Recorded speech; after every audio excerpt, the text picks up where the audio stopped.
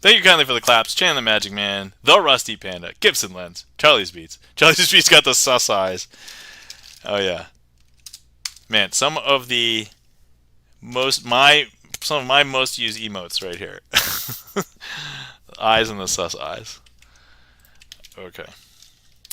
And then let me see here. Let me do. Okay, we're gonna do this one. Okay. So, what I would have somebody do for this is have them select a card. Doesn't matter what it is. Actually, I feel like it's probably going to be rough. Oh no, we could do it. If anybody wants to click on the heat map and select a card, feel free to click on the heat map. Okay, I see one. We're gonna. I believe it's this one.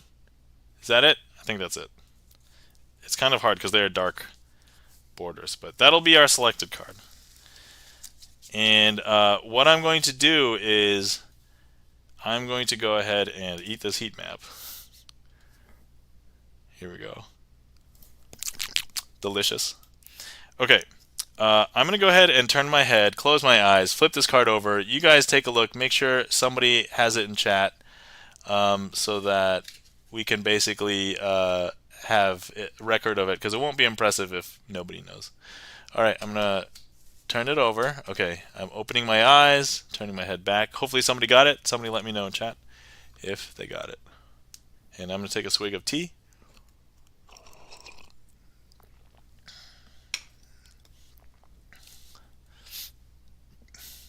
I didn't see it. Oh, hold on. Turning my head away, closing my eyes, turning it face up. Is that readable? Is there glare? Is this better? Does that work?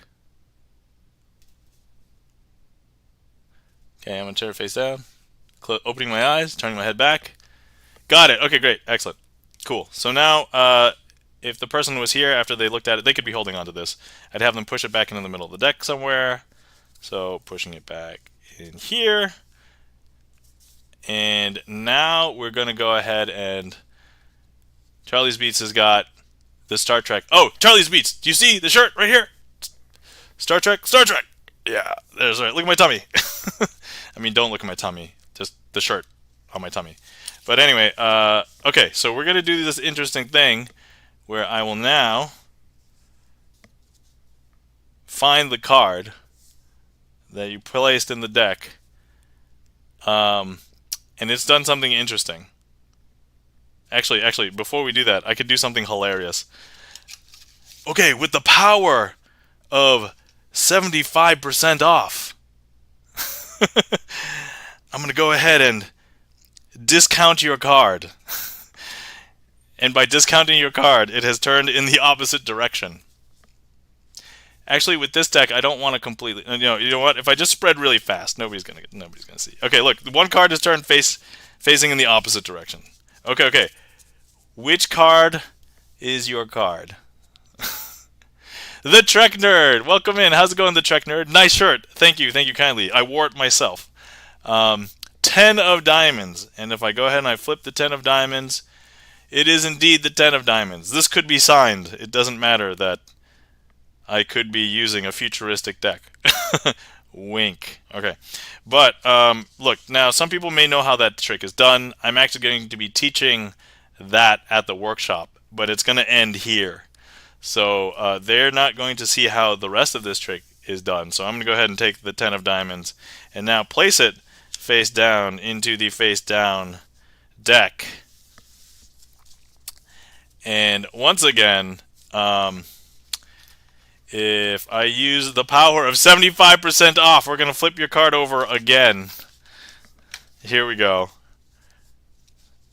And if we just go through the deck, we're going to see a card mysteriously facing in the opposite direction. And you're probably wondering, which card is that? Which card is that? Well, as it turns out, that card is actually the 10 of diamonds. And that, my friend, is the inverted card trick with 2 phases. Woo! The crowd goes wild.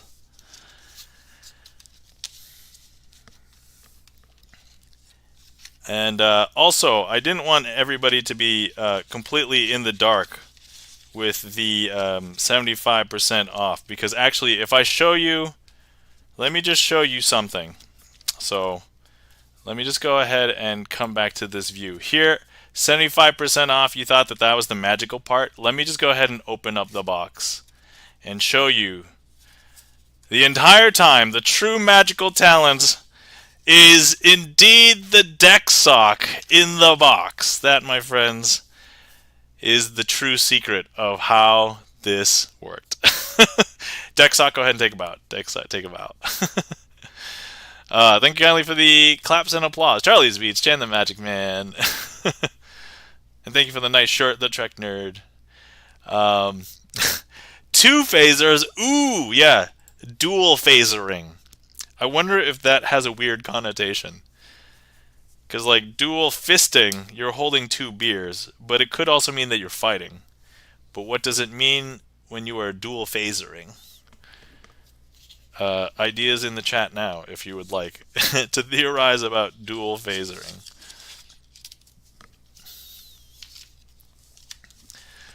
Thanks for all the deck sock emotes, everybody. Charlie's Beats, Gibson Lens, Chan the Magic Man. Okay. The Rusty Panda says, I've been camping in 40-degree weather, so I haven't slept in 4 days of camping. I have to go now. Yeah. The Rusty Panda, please get rest, because we're going to need it in 5 days. So tag me in the Discord and we'll talk more this week. Yeah, 5 days. Good night. Good night, the Rusty Panda. Take care. Have a good night. And we'll see you soon in the real. Okay, so anyway, that was the new Cyberpunk deck. That was the inverted card trick.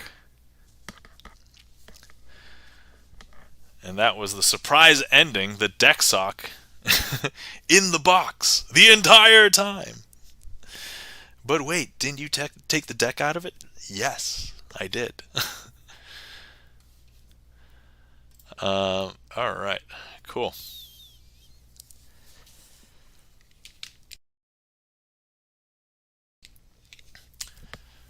Okay, alright. So, what am I going to be doing at TwitchCon? Alright, so I'm going to get in late Thursday. I'm probably just going to explore a little bit and then go to bed, because it is on the West Coast time zone, and I am on the East Coast time zone, so even by the time it gets to midnight, it's going to be effectively 3 or 4 a.m. Is it 4 hours away or 3 hours away?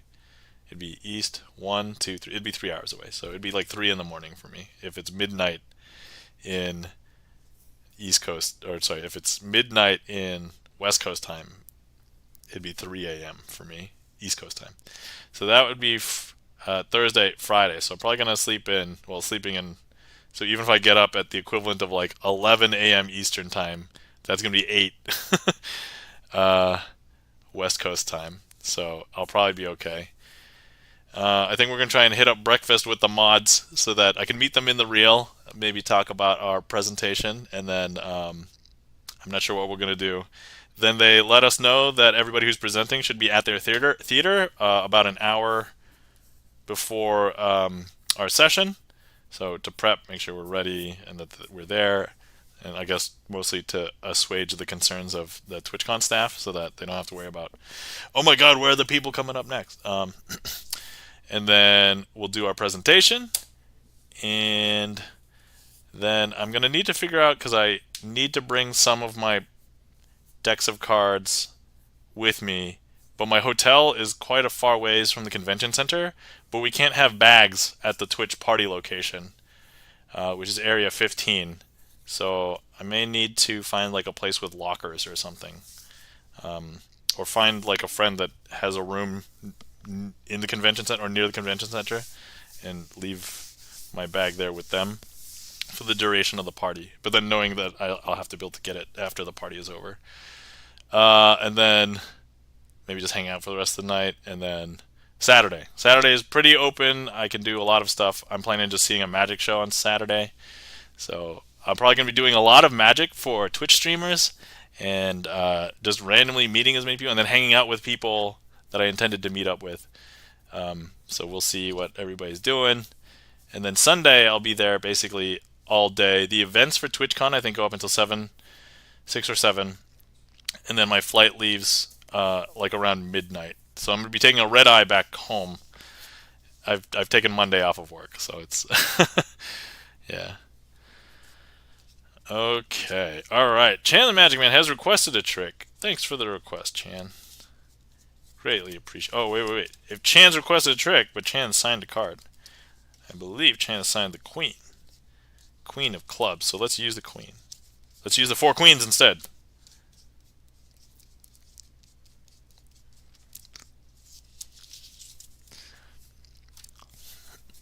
But anyway, yeah, so that is what is going on with TwitchCon. Okay.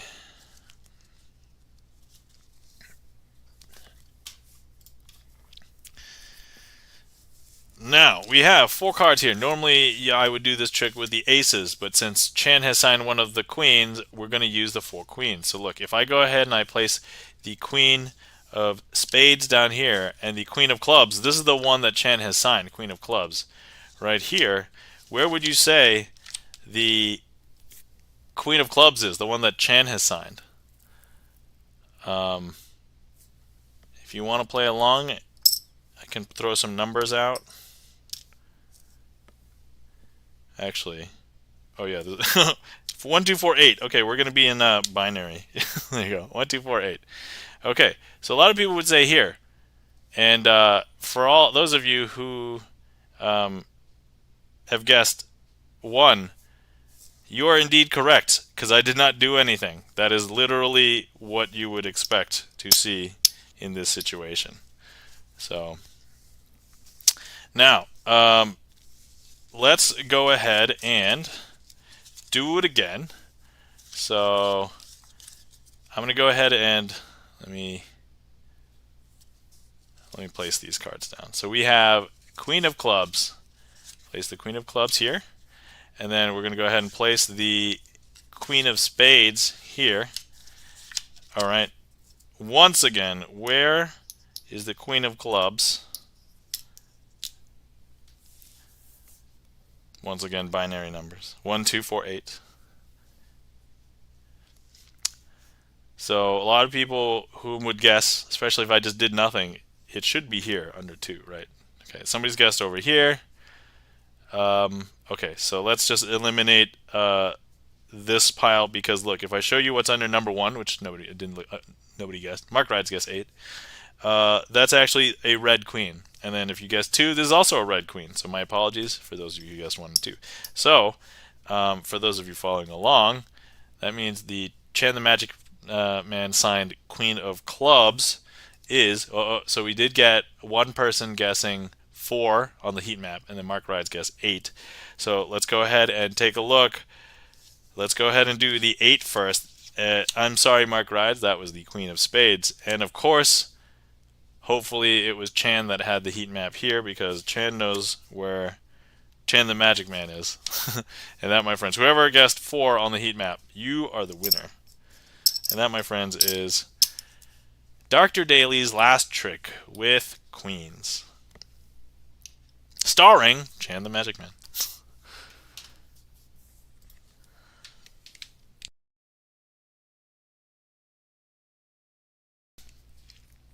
I clicked 4. Awesome. I also had a feeling you knew how this trick was done, so Chan, this trick is on your trick list too, right? I'm pretty sure.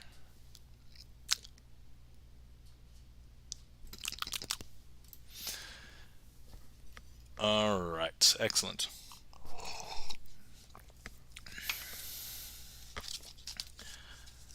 Okay, let's see. Next we have a request from Charlie's Beats. Yes, and you requested. I did. That's why I had a feeling I knew. It's definitely on your list. So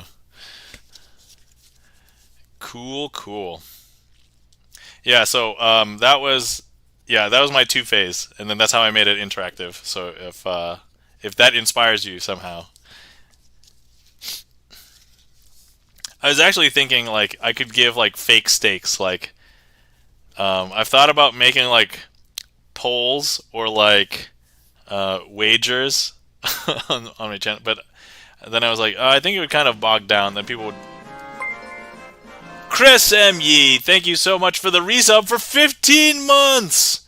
Thank you so much, Chris. Oh my god, so many emotes. Hold on. How's it going, Chris M. Yee? Welcome in. How are you doing? Also, if you guys are not following our friend Chris M. Yee, please give our friend Chris M. Yee a follow. Chris M. Yee plays games, also does the Clip M. Yee show, where he features clips across the Twitchiverse of awesome fun things. Chris says, I'm well, how are you? Thanks for the shout out. Yeah, no problem. And I'm doing okay. I would say pretty well for the most part. Still a little lingering sick from being sick. And otherwise, mostly good.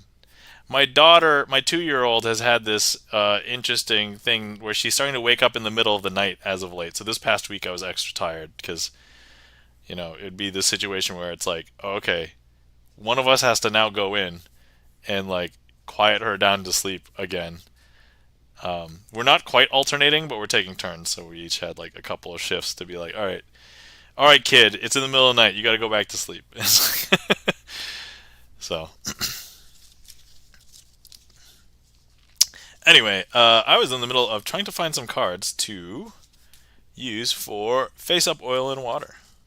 Let's make sure I remember how to do this trick. Because that would be embarrassing if I don't remember. I mean, maybe not embarrassing, because I'm not easily embarrassed, but if I was someone who got embarrassed easily, this could be one of those things.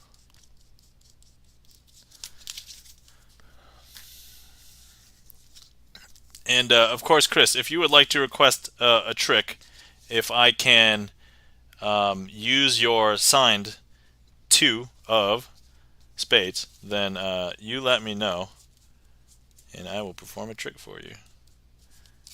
If anybody needs a refresher, here's our signed 2 of spades, Chris M. Yee. Thank you so much for supporting, Chris. Alright, so let's see.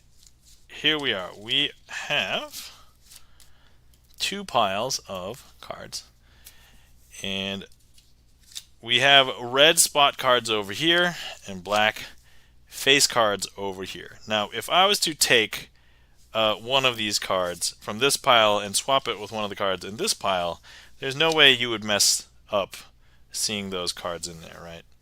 Well, let me tell you a secret. Sometimes magicians will snap, and they're not just doing it for effect. They are actually snapping to make cards move from one pile to the other pile. Watch. Did you see that? I actually moved the card that was in the wrong pile back to the correct pile, because look, if I show you now, these are actually all black face cards, and these are all red spot cards. See? I know. Isn't that weird? That's so weird, right? Okay. Now, here's the thing. What we're going to do is I'm going to go ahead and place them 2 by 2. So here, and same thing over here.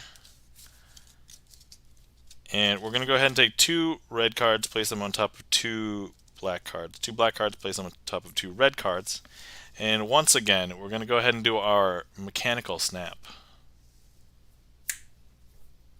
I don't know if you saw, but I just kicked that card that was in the wrong pile. In this case, it would have to be 2, right? Because there's 2 of them. Into the correct pile. Because now if I show you, there's actually going to be all red spot cards here, and these are actually all black face cards. Okay, now this is called Face Up Oil and Water, and so everything is going to separate. But if I just go ahead and I do one thing face down here, I'm just going to swap these and then place these cards face down in their respective piles, like so. And I will do that mechanical snap one more time.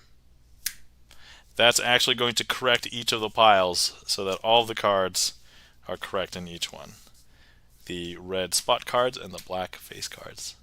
And that, my friends, is Face Up Oil and Water. There's actually another name for this. I should probably correct the name. Actually, let me double check. Because I learned it as this. But, oh, wait. It is still going to be face up. It'll be face up this other trick. All right, I'm just going to leave it. Whatever. Thank you so much for the claps. Chan the Magic Man.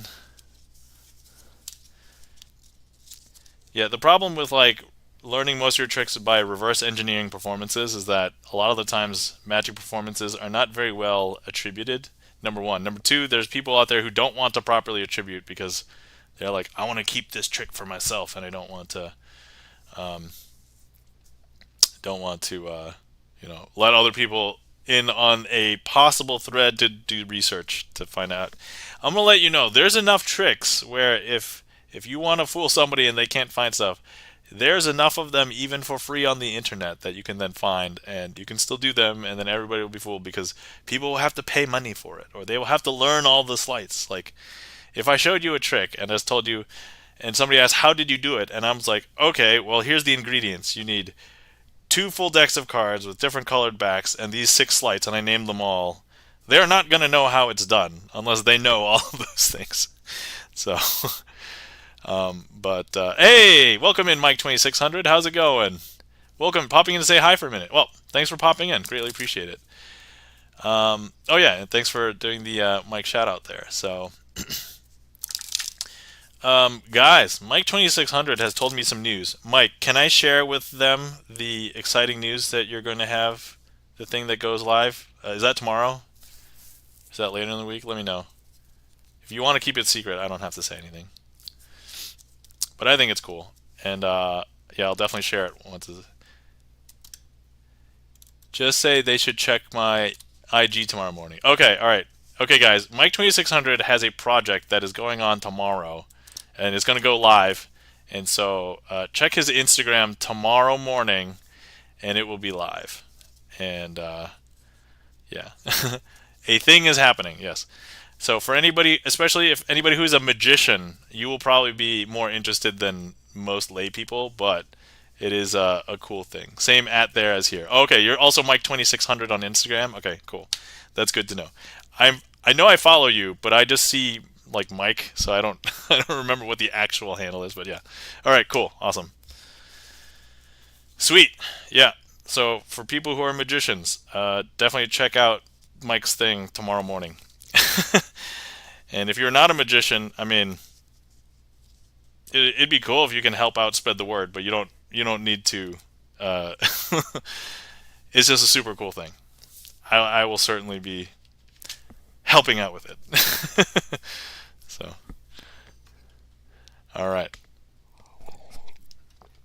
Okay. All right. Thank you so much for the request. Charlie's Beats. That was Face Up, Oil, and Water. As I drink my water. Poorly. Actually, my tea. Okay. Trading Kings. I believe this one, it was a Chris M.E. random request. I won't be able to use your card in this one, Chris M.E., so we'll do it. But if you want another trick, if it's impromptu, then I can use your card. Yeah, or if you've seen this one too many times, you let me know. I think you've seen this one. I don't know if you remember. Because honestly, if you're not into magic, I can realize that probably a lot of the tricks' names get twisted in your minds. Like, you don't know which ones were which. Like, you know, makes perfect sense to me.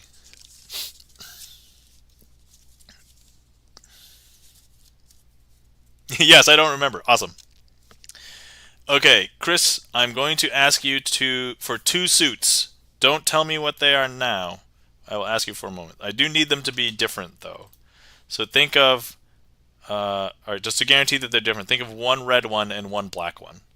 So the red one can either be hearts or diamonds, and then the black one can be spade or clubs. But don't tell me yet. Just think of them, commit to them, and then I'll ask you for them in a minute. Okay. So I have 2 piles here, and they are all kings, you know, because training kings, name the trick. But let me just show you. These are all red-backed, and they're from a red-backed deck. And these are all blue-backed from a blue-backed deck. Okay. Okay. All right, Chris, have you come up with two suits that are definitely different from each other? So in this case, one red, one black. Go ahead and tell me what they are now. You have. All right, excellent. That is great. Let's go ahead and hear them. You can go ahead and tell me and tell chat. All right, spade and diamond. Here we go. Spade. I turned it face up in this pile. Diamond. I turned it face up in this pile. Would you believe it? Because watch. So you said spade. And of course, diamond. I know, super weird, right? Diamond, spade, super weird. Mike 2600, buddy, I believe it. Thanks, Mike. Have you seen this trick, Mike 2600? Do you know this one? I don't remember if you know this one. FYI, everybody, Mike 2600 is another magician. Okay, so here's the thing. That was just the first phase because that was just the jab. Now here's the thing. Would you believe that not only did I turn them face up, I actually swapped them in their respective piles. So not only that, but you know. So look, if I show you this king of spades, if I show you, it's actually blue backed. And if I grab this king of diamonds, this king of diamonds is actually red backed. I know. Seen it with a few different variations. Oh yes, twisted. Yeah, that's right. The original version, yes, Twisted Sisters, done with queens. So trading kings, done with kings.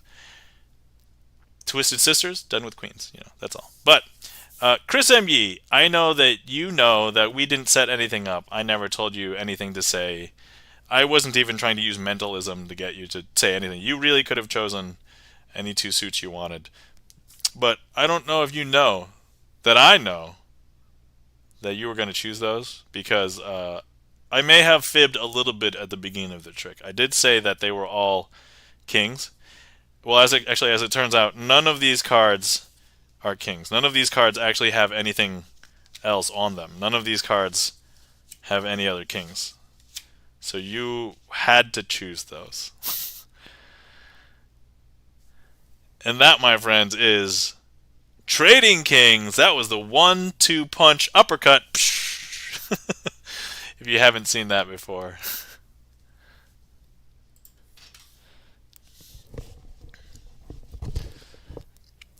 Anyway, thank you so much for the resub, Chris. Greatly appreciate it. Hopefully you enjoyed.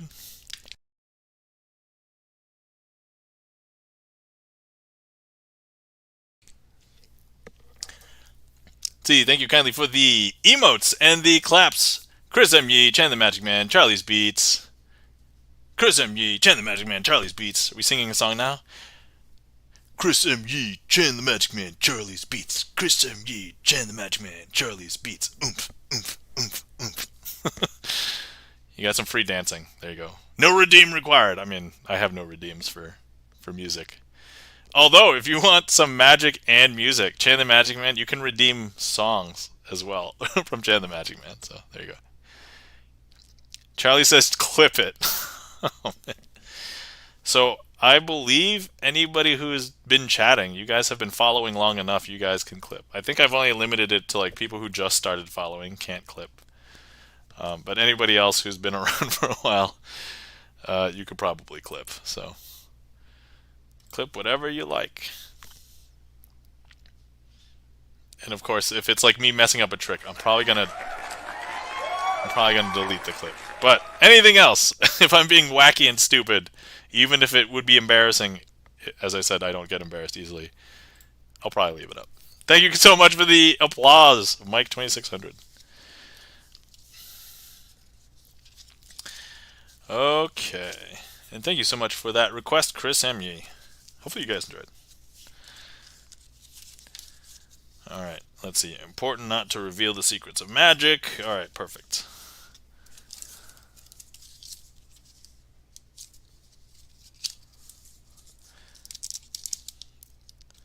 So yeah, for anybody who wants a glimpse at my organizational system of magic tricks, I have this little packet. It's a sleeve if anybody's played any other card games. And I labeled it the name of the trick, Trading Kings. So it's ready to go. Here's a glimpse as to a bunch of packets. Here's a bunch of packets. There's probably like a dozen or so here. So there you go. If you guys are not aware, that is one of the things I do to keep organized, to do some of the tricks on stream that I cannot use every deck of cards for. Any deck of cards for. There you go. Secret's out.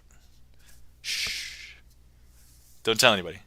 I mean, Himitsu. I don't even know if that's the correct Japanese word. I only learned it from anime, so if I got that wrong, I'm sorry. I need to reorganize my packet tricks because they're all currently in Chinese New Year envelopes. Ha! Yo, they're great envelopes, but I do recommend that you label the outside because, especially with like clear sleeves, I can at least see one or two cards if I don't have it labeled. But with the red envelopes, you can't see into them, so you have to open it to see what is in there, to see what trick it is. So yeah, label the outside. The flaps are labeled. Wait, does that mean you have to open the flap? It's still annoying. Like you just make sure it's labeled on the outside. Wait. Unless you're saying the flap is labeled on the outside, in which case that's fine. That like they're not sealed? No, yes, I know it's not sealed, but if you still have to open the flap. Like let's say you have a dozen of those and you're like, I need to find out which one this is in. So then you have to still open the flap if it's on the inside. If it's on the outside, then you can read it. Anyway. Neither here nor there. Sorry. Hashtag magician problems. Hashtag magician problems. Chan clipped it. Alright. Like I said, I need to reorganize. Okay. Yeah. I mean, if you're going to take them out to perform for people in the real, then I guess having the trick name on the outside doesn't make any sense. But if you're just organizing them for you, then like, yeah, just make it visible on the outside. It's just take the ones you need and then just put those into the envelopes and then clean up when you get home. I mean, I don't know why I'm telling you what to do. You're a magician. You've had paid gigs. I've never had a paid gig in my life. So it's all good. It's all good. Okay. All right. Okay, let's do a couple of practice shuffles and things. Okay, so let's see. I'll be teaching when we get to the interactive workshop at TwitchCon. I'm going to be teaching a couple of things. I'll be teaching one sleight, one trick, one routine. So yeah. The sleight looks like this. And you guys have seen that as part of a trick before. That's the sleight. The trick will look like this, but it's going to be an easier version of this. Because I just made that change from a 4 of clubs to a 9 of hearts. But if I wanted to change again, a lot of people think I have to change it back, but I could change it to something else if I wanted. So 7 of diamonds, and of course I can change it one more time to the 2 of clubs. So instead of changing it to 4 different cards, we'll just change it to 2 different cards. So the actual version will probably look like this. Okay, so we'll be teaching that. I'll probably be talking about the idea of color changes, which I've talked about here on stream before. And then let's see, the routine I'll be teaching is the first phase of the inverted card trick that we did earlier with the cyberpunk deck. And then yeah, and with the routine I'm going to be talking about the parts of a trick. So we'll be talking about you know, the effect. So that's the magical thing that's achieved. We'll talk about phases, so that's multiple parts of the trick. We'll be talking about the patter. These are the words that you say, the story that you tell during a trick. Things like that. If the audience sees something that they're not supposed to see, that's called flashing. So for example, if I'm doing some secret thing and then they see this, that's definitely flashing. So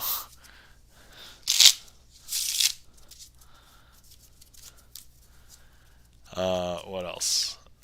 I could do something like this. So that's a color change there. And then I do have some card tricks set aside. There's actually a couple that, because I'm going to have my mods with me, Gibson Lens and the Rusty Panda, I'm going to show them, I'm going to show the audience a couple of tricks that I would normally do if I had people interaction. So there's a couple of tricks that I could not easily do here because I really need somebody else to physically be here to interact with me and like handle the cards.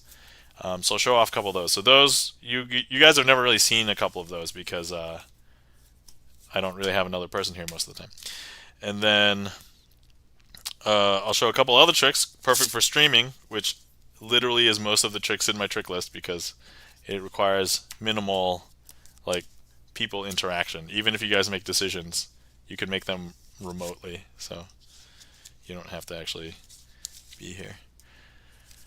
All right, I did one of those color changes really bad, so let's go ahead and just do that again.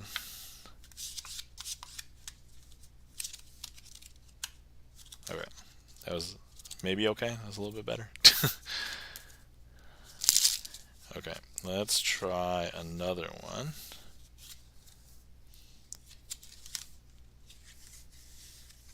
All right, that one looks okay.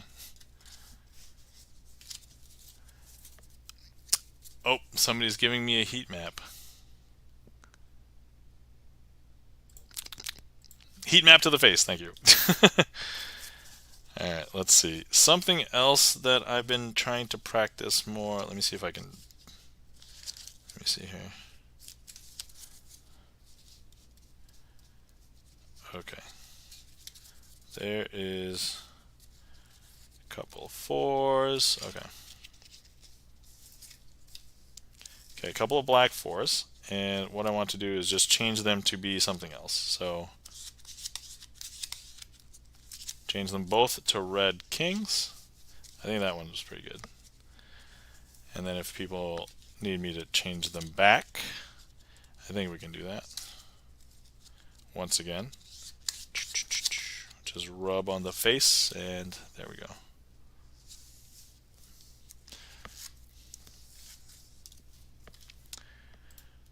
Whew, okay.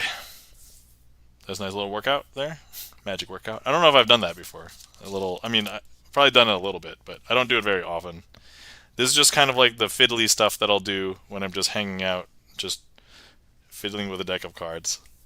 I'll practice a bunch of color changes or sleights. Of course, I don't want to explain the sleights to everybody, so it's just the sleights you'll be teaching at TwitchCon? No, I'm going to be teaching one sleight, one trick, a color change, and one routine. And it's just the first half of the inverted card trick. Or is there more? Nope.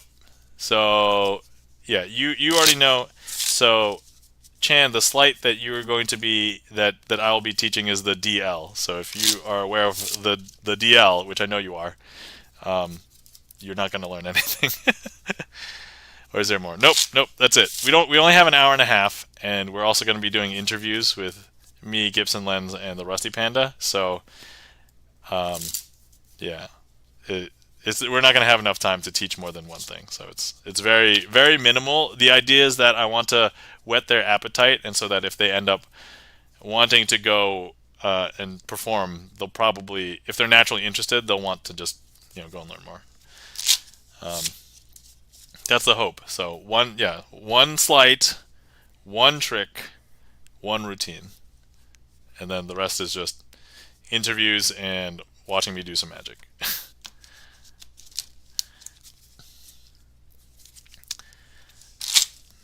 But yeah, depending on if there's interest after TwitchCon,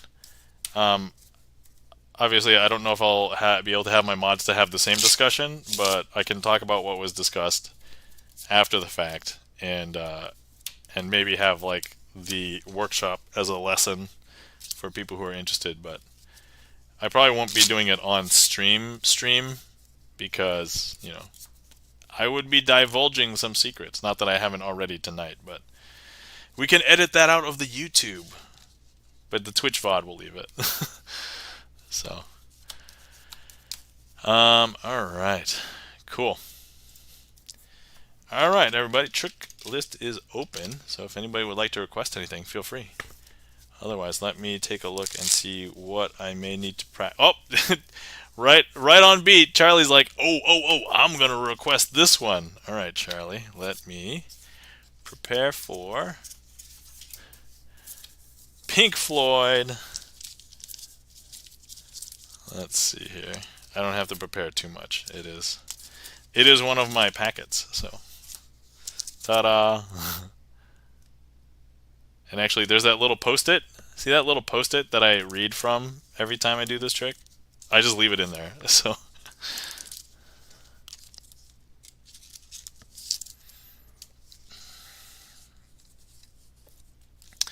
okay, let me make sure I remember how to do this trick. That would be great, huh? All right.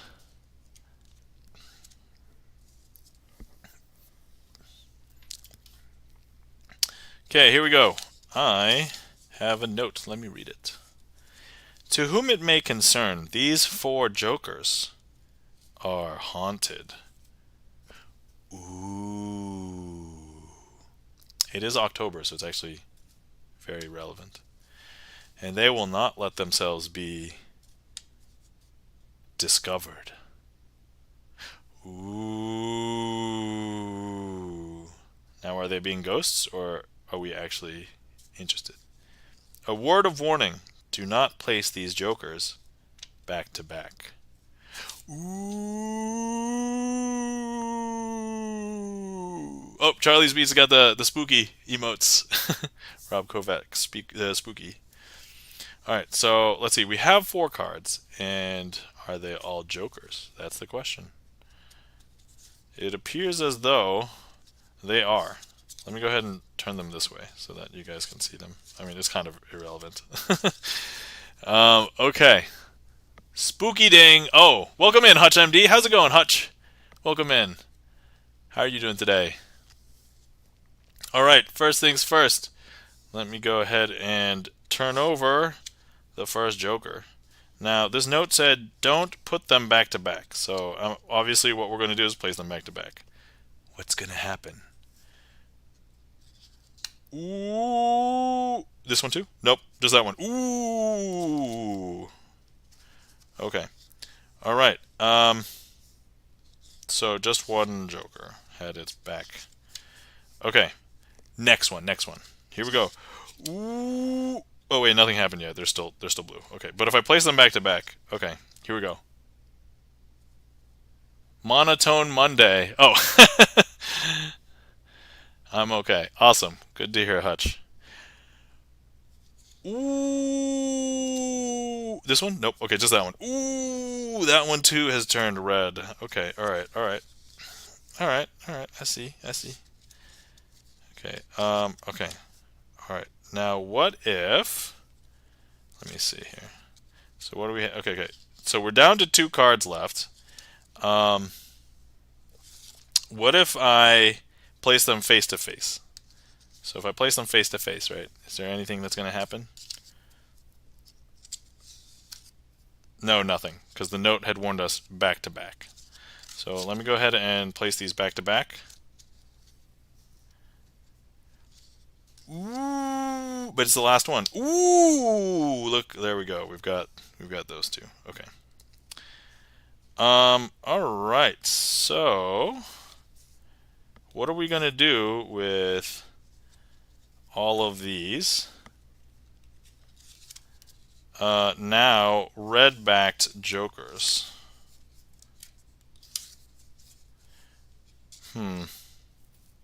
Well, you know, the most natural reaction to all of these jokers being red-backed is, what if I now take the red-backed jokers and I place them back to back?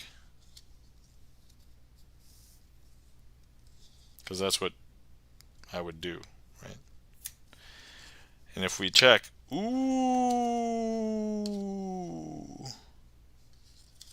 actually, all of them are blue-backed jokers. Once again. And that, my friends, is Pink Floyd.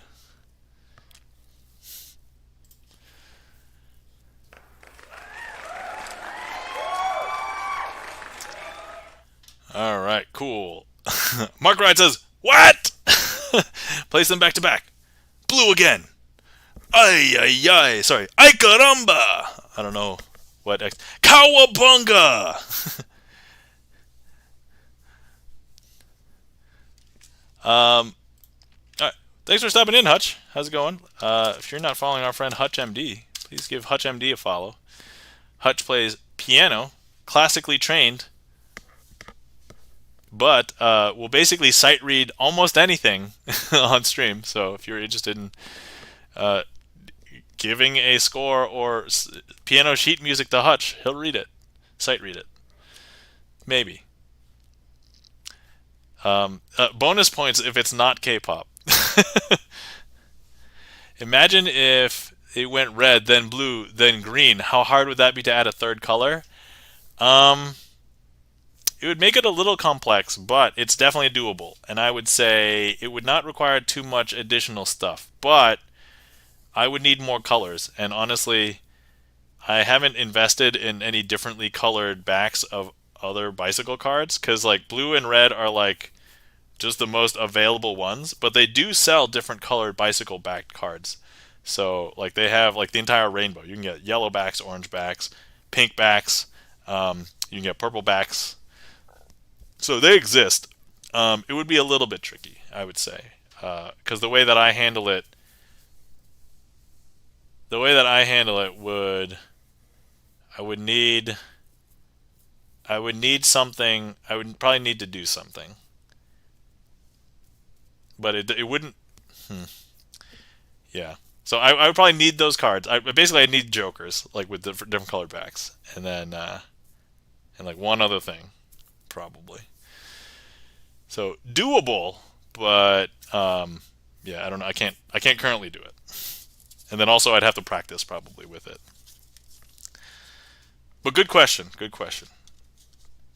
I like what you're thinking. I like what you're thinking. Okay, let me make sure this is set up for next time. Excellent. Thank you so much for the request, Charlie's Beats. Hopefully you enjoyed. But yeah, good idea, Mark Rides. Let me see how. There are other tricks that already do something similar to that, where they change all of the cards, and the cards end up being like 4 different colors. It's crazy. Hey, welcome in, Flaming Hails. How's it going?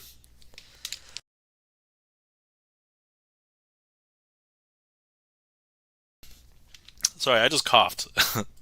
I did mute in time. I believe I spared your ears. What color would you use for contrast if you wanted 3 or 4 different colors? Oh, I don't know. That's a good question. Like, a lot of the times people use red, blue, and then if they have another color, it's just whatever color they have. The one that contrasts the best is probably something bright, like yellow. Because orange probably looks a little bit too much like red, and so is pink, probably a little bit too much like red. Purple, unless it's like the bright purple, could probably be construed a little bit kind of like blue. And then black, sometimes people mix up black and blue, because blue at certain angles could appear like black. So I'm Flaming Hails, being a lonely, lonely human being. I'm sorry, Flaming Hails. Do you need a long distance hug? And I mean this in all seriousness, like I'm not here. That was for you, Flaming Hails.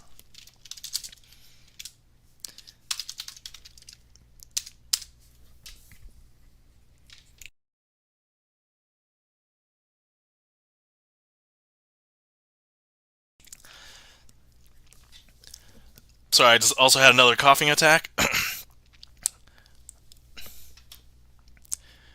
But I may need a cough drop, guys. Hang on. Sorry.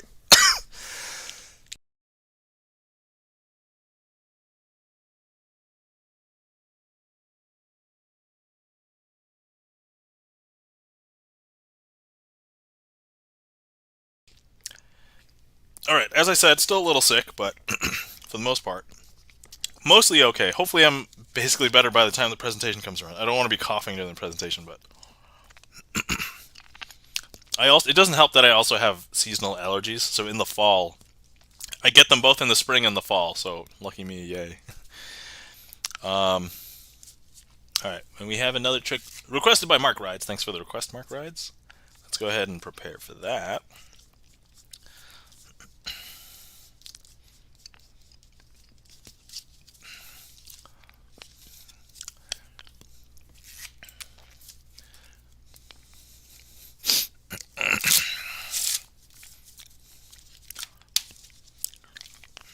Okay, let's see.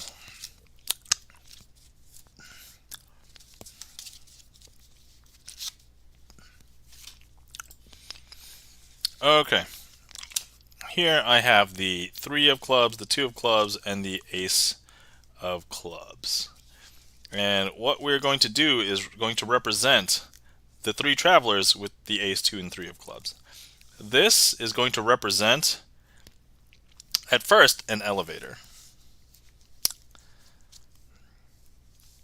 So here, this is what we're going to do. I'm going to go ahead and place the 3 over here, the 2 over here, and the ace is going to go on the top. Now, if I was to go ahead and put the ace on the bottom, but I actually wanted the ace on the top, I could press the elevator button to have the ace go from the bottom to the top.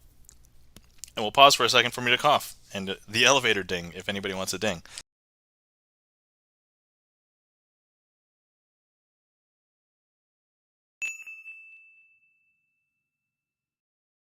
Thank you for covering my coughs with the ding, Mark Rides. Greatly appreciate it, because now if we take a look, the ace has traveled from the bottom to the top. Amazing. So now if we take the 2, place it on the top, and the 2 wants to travel to the bottom, they get to the elevator, press the down button, goes all the way down. Once again, we'll give it a minute if anybody wants to ding. Thank you kindly for the ding, Chan the Magic Man. If we take a look, bottom of the deck, there we go. We now have the 2 on the bottom. And then finally, we have here the 3. And the 3 of clubs is going to be traveling on a future journey, because if we go ahead and play, whoa, look at that, press both elevator buttons, and actually it turns out it's a secret transporter, and it transported from here. And actually, if I show you the top card over here, that's not it, because that 3 has traveled over here. And there's the 3 of clubs being transported from here to there. I mean, Star Trek. Sorry, look at my shirt. Whoa! All right. Thank you so much for all of those sound alerts. Mark Rides, Chan the Magic Man, greatly appreciate it. Thank you so much for the request, Mark Rides. That was 3 travelers.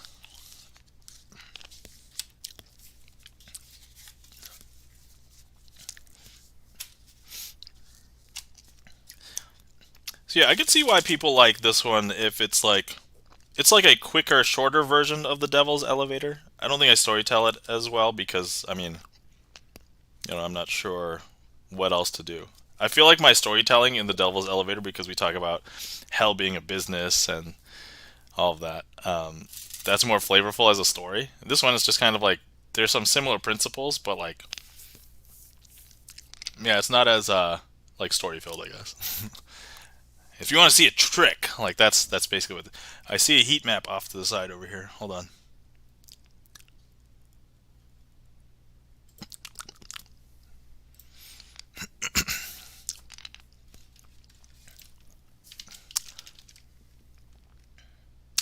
Okay, there we go. Woo! Can you spread the cards out for the elevator and make it a devil's escalator? Interesting thought. All right, let's.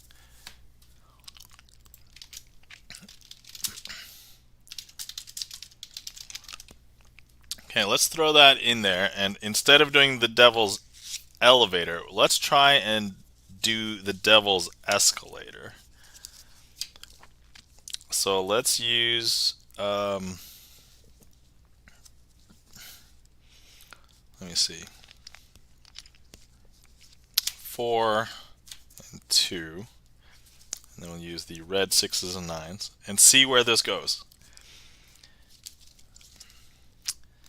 I need the 2 of spades. 2 of spades. Okay, there we go.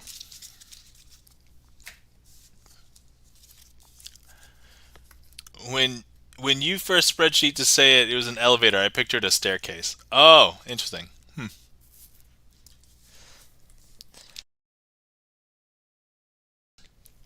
Okay, so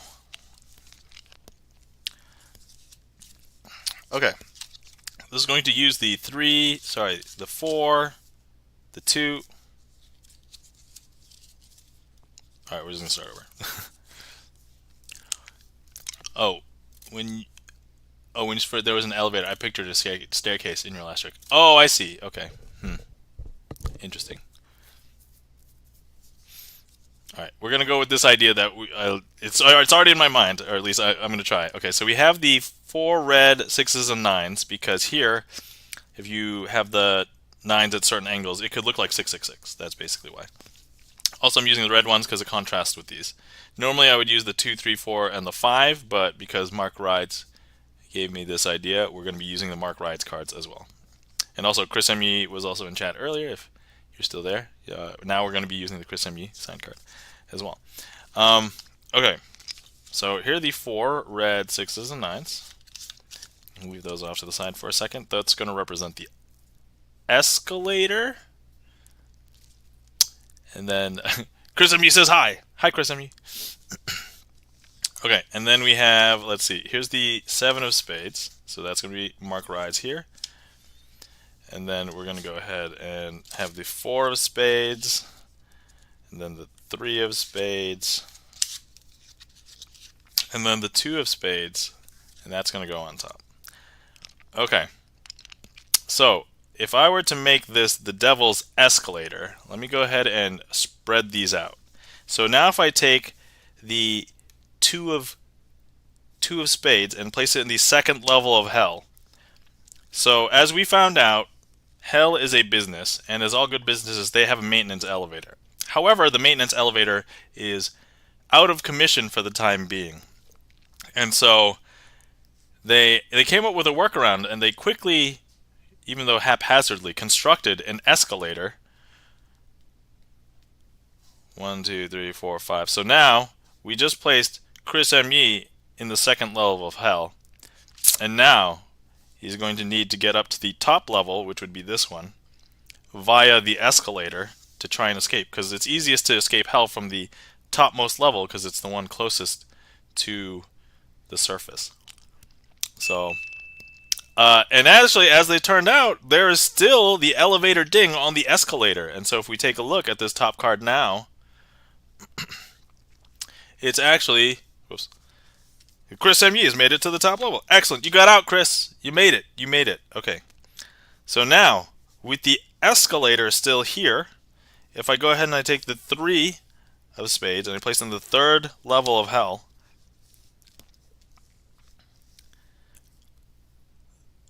okay, so now this is the devil's escalator, and you still need to wait until you make it up to the top level. But you'll hear a ding when you...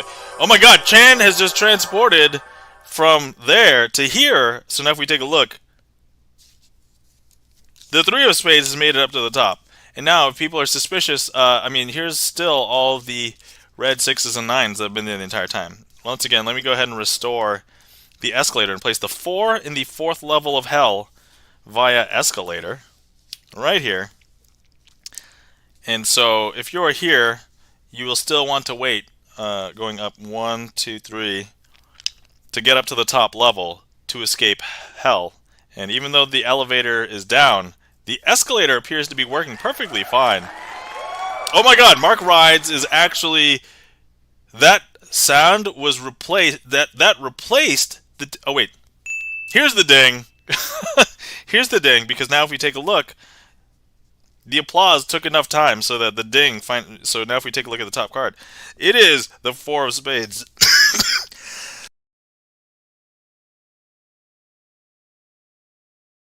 Sorry I'm coughing, but man, this is exciting. This is going pretty well.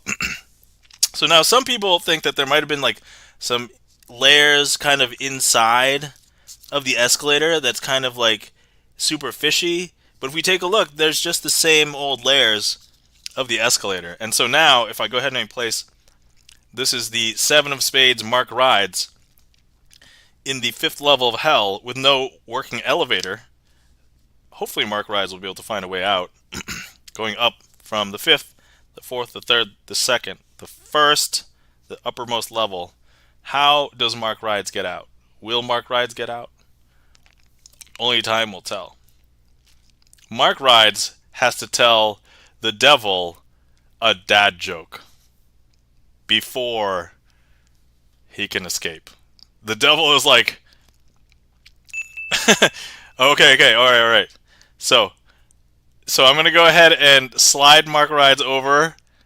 I'll wait until that clears. Okay, so I'm gonna slide. So Mark Rides comes over here. The devil is going to be represented by, if you guys didn't realize, the devil is going to be represented by the deck sock. So the deck sock's going to hold him hostage until Mark Rides makes the devil laugh with a dad joke. Okay, here we go. So I'm sorry if you would never actually tell any of these Mark Rides, but no, the deck sock is sweet and innocent. I mean, look, the deck sock has to be something for Halloween. Why not the devil? All right. Okay.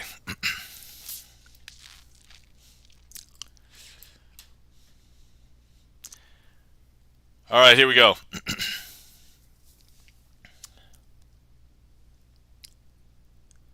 How do you follow Will Smith in the snow?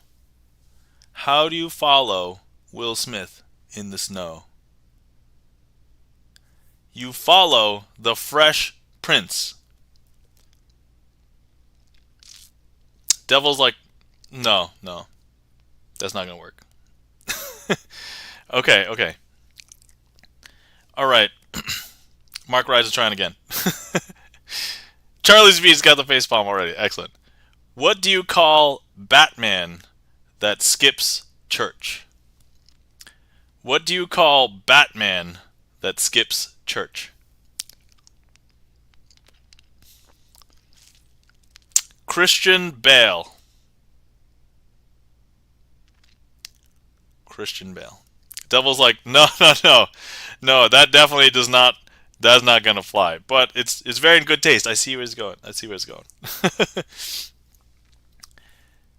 Okay, so Mark Rides. Okay, Mark Rides actually has one. Mark Rides says, "What do you get when you take the insides out of a hot dog?"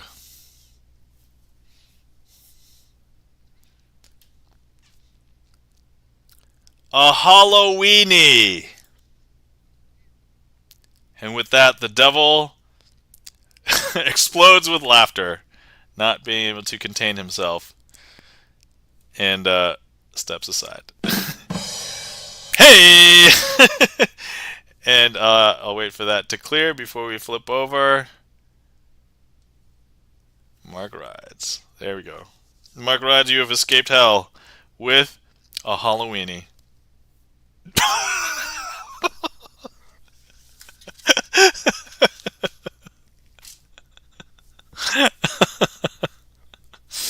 Oh, man. Man, if I cried while laughing, that could have been a good one right there. Alright, hopefully you guys enjoyed the Halloweeny themed Devil's Escalator. Thank you, Mark Rides, for the inspiration on that one.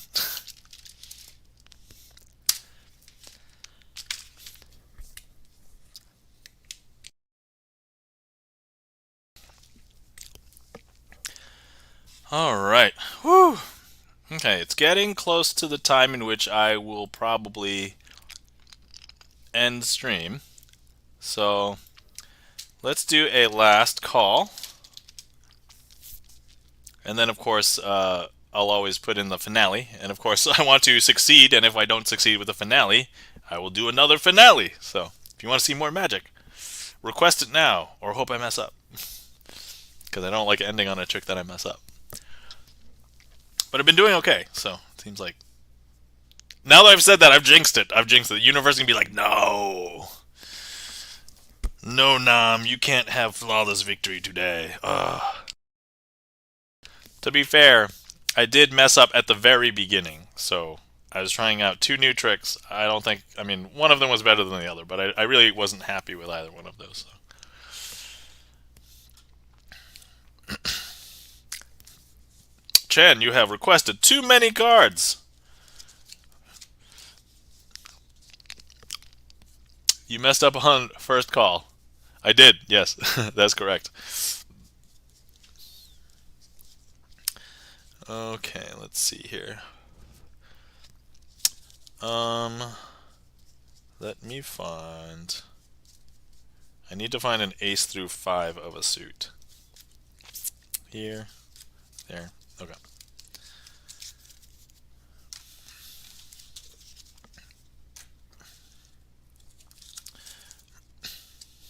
Okay. Here we go.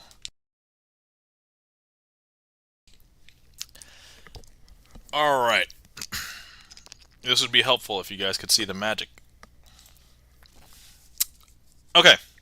So, I have 5 cards here. We have the ace, the 2, the 3, and the 4 of hearts. Now, what I want to do is I'm going to go ahead and take the ace, and I'm going to place it into the middle of the packet. It's not on top. It's not on the bottom. It's in the middle. Important question. What happens when I snap? That's actually going to bring the ace back up to the top. There it is. I can even do it again. Grab it, take it, place it in the middle. Snap, that ace is going to jump up to the top. And you're probably thinking, Nam, that is so unfair. You have 5 cards, and I only have 2 eyes. And to that I would say, you're right. Let me take one out. Here, I'll put it under this heat map for safekeeping. Okay, we'll do it. We'll do the same. Wait, I thought you needed 5 cards. I did have 5 cards. But now anyway, still too many cards. So, here, I'm going to go ahead and I'm going to take the 2. Okay, we're going to take the 2 and we're going to place it into the middle of the packet once again. Not on the top, not on the bottom. But if I snap, that's going to bring the 2 up to the top. I know, right? And we can do it again. I'll grab the 2, place it in the middle of the pack, push it in, snap, comes up to the top. I know, and you're probably thinking, duplicates! No, no, no, they're all signed. It's, you know, we're all good, we're all good. But you're probably thinking, Nam, it's way too difficult to follow along. You have 4 cards, and I only have 2 eyes. And to that I would say, you're right, I still have too many cards. Let me go ahead and remove one. Here. Okay, we'll do something different with the 3 here. If I show you, we have the 3, 4, and the 5. If I take the 3 and place it in between the 4 and the 5, something interesting will happen. I'm not going to snap this time, I'm just going to shake. That shake is actually going to turn the 3 face down. I know, but now if I flip over the 4 and the 5 face down and I place the 3 in between them, and I give a shake again, that's actually going to then turn up the 3 face up. I know, super weird, right? And to that, a lot of people would probably say, but Nam, you have 3 cards, and I can't follow along because I only have 2 eyes. And to that I would say, yo, you guys are pushing it. But, you know, I guess just to make it a little bit fair, I can go ahead, I'll remove the 3. And, okay, and last we have the 4 of hearts and the 5 of hearts. So what I'm going to do is we are going to go ahead and place the 4 of hearts not on the top. But if I snap, that will bring the 4 up to the top. I know, super weird, right? Super weird. But that's okay. What if I go ahead and I grab the 5, and so if I grab the 5 and I place it on the bottom. So it would be on the top, right? So it's actually still on the top. Actually, here. You know what? Some people will complain because you always get those people who are like, yo, yo, yo, you're cheating, you're a magician. And I'm like, yo, yo, yo, yo, you guys signed up to watch a magic trick. What do you expect? Um, I can't follow along. You still have too many cards. And to that I would say,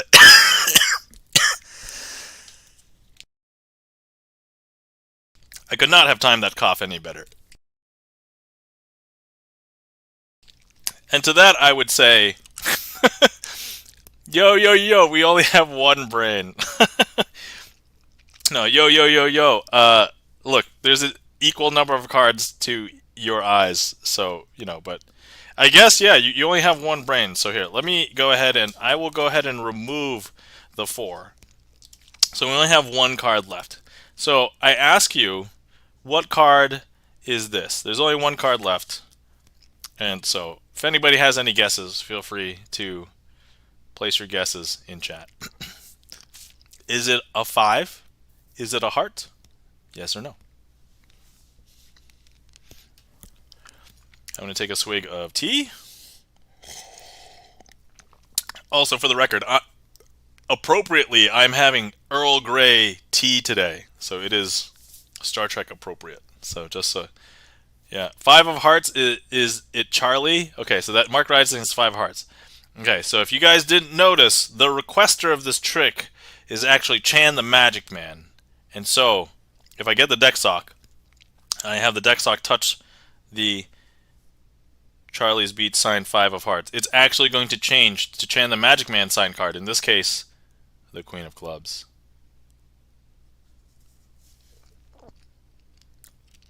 And that, my friends, is too many cards.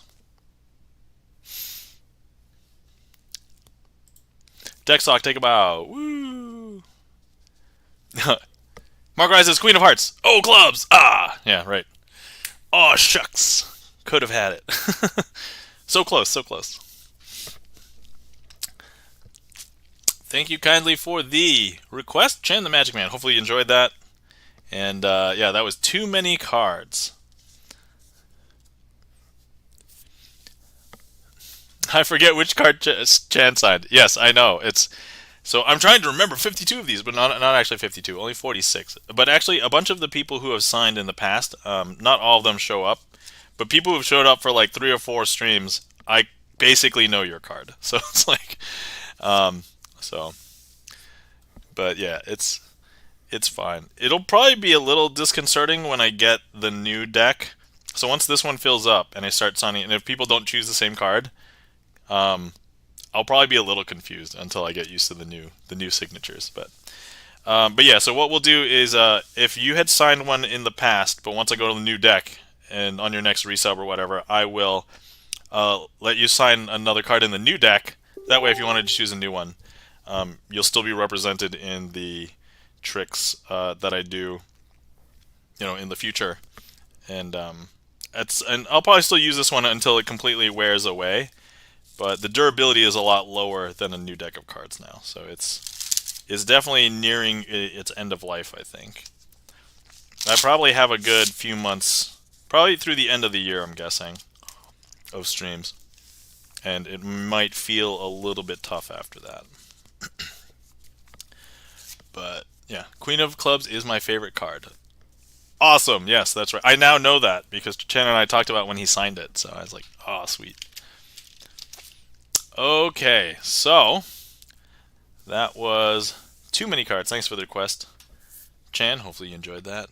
Let me grab these heat maps. What happens to the cards? I mean, I'll probably still have them. It's just there's only like 6 or 7 of them that are not signed from this deck left, and then if more people sub, I'm going to need more space to sign.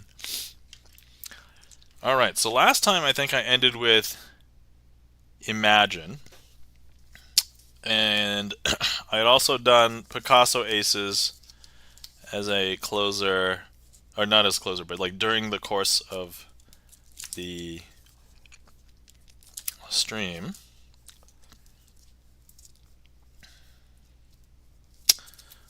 Oh, let me see if I can do.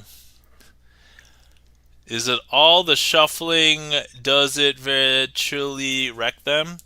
Um, I don't think it's just the shuffling, but like a bunch of the sleights that I do, and like just when I'm just moving them around the table. So even if no magic, right? Just like when I show cards and I'm just rubbing cards against each other. So it kind of starts to wear away at the air cushioned smoothness of them. Um, and then some sleights, like sometimes I'll bend some cards. Like some of these cards I've bent a few times and I've bent back, and it's still mostly okay. But like I can tell, like you might. I mean, also you're not here, but like on the camera, it probably looks okay.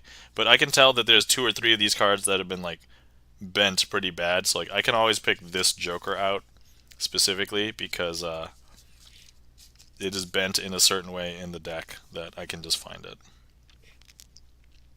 I probably shouldn't have told you that because that is technically a way, but just trust me, I can do most of these tricks without knowing a position of a card. I say most because, now you're going to have to find it. Find the one or two tricks where it is extremely useful. But yeah, so that's the situation. Like I can bend them back as much as I want, but they're not 100% the same as they used to be. So, but yeah, between the gliding and the straight and the bentedness of them, it makes it a little bit tough over time. So I'm still doing okay. So when I'm messing up on tricks still right now, it's not because of this deck. It's usually just because of a performance thing. But when I start messing up because of the cards, that I definitely know that that's going to be time to get rid of them. When I say get rid of them, like at this point, I'm never getting rid of this deck. But I mean, I may not use them on stream anymore to perform magic. I'll definitely keep them around because sentimental value is like my first deck that I started using on Twitch.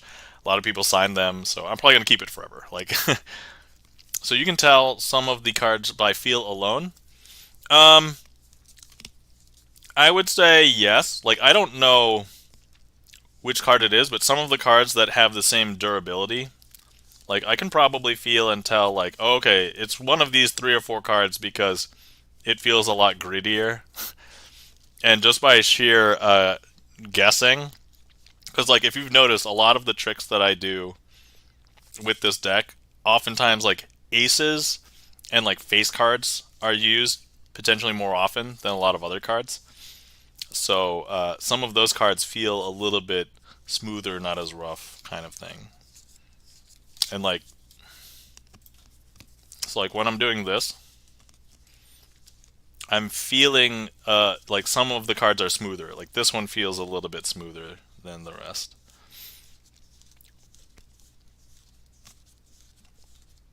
Like this one, I can immediately tell you right now, that is the Joker that I can pick out.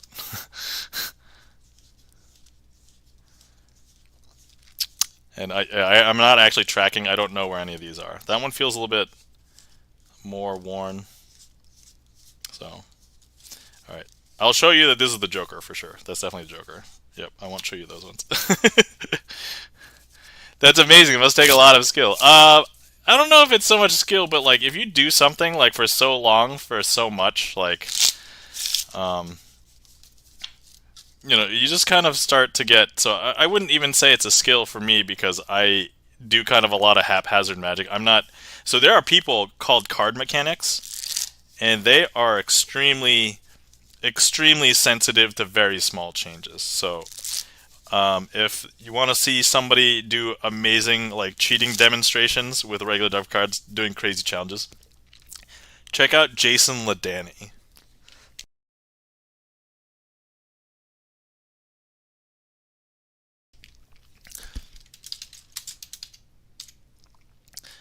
Danny. So if anybody wants to check out Jason Ladani, I don't know if he's officially a card mechanic, but he's a magician.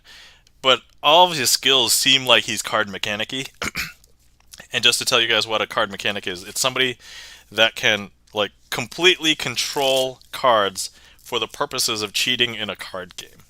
And maybe he's not controlling 100% of the deck, but honestly, like with the odds that are a lot of poker games, like you really only need to control like a few cards at a time each hand to get a huge advantage. And sure, you may not win every hand, but if you get a huge advantage over many hands, then you can win a lot. Like, and that's why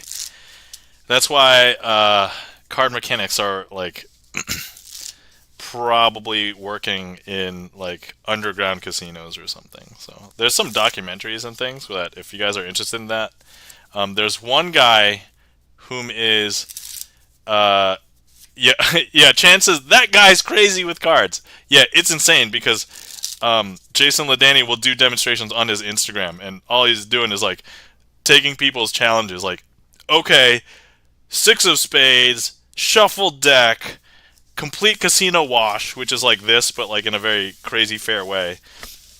And then what he does is, okay, he has like a poker chip, and I'll just grab a coin just to demonstrate. He'll grab a poker chip, and then like he flicks it onto the cards. It'll spin, and then wherever it stops, that's where the six of spades is. Would it be amazing if no, five clubs. All right, not as good. But I'm like, he can do that, and he does it consistently, and I'm like, man, this guy's amazing. And I'm not like thinking he's the devil, or I'm not. It's like that means he has enough consistent skill to get a card into a position in the deck to then spin a poker chip to then land directly on the card that he wants most of the time. Even if it's not every time, most of the time is good enough. And for Instagram, like he's making these 1 or 2 minute videos, he's insane. He's just insane.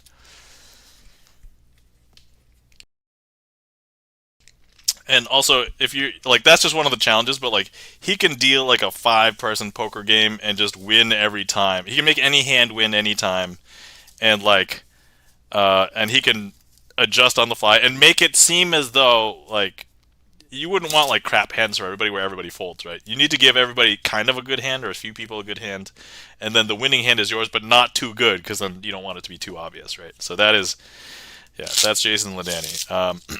But also another person to first time chat. Huma, welcome in. How's it going? Getting the chip to land on your card. Yeah, the spin is probably the hardest part. I mean, yeah, I don't know. Like maybe he's perfected like the perfect spinning. But can he get a toddler to eat veggies? I have no idea. I don't know. That's a great question. Did you hear Darwin Ortiz passed away? I did. I actually wait. Didn't I share? Yes, Darwin Ortiz is one of Jason Ladany's mentors. Actually, one of the tricks that you know what? I need to do the trick because hold on, let me come back up here. Let me do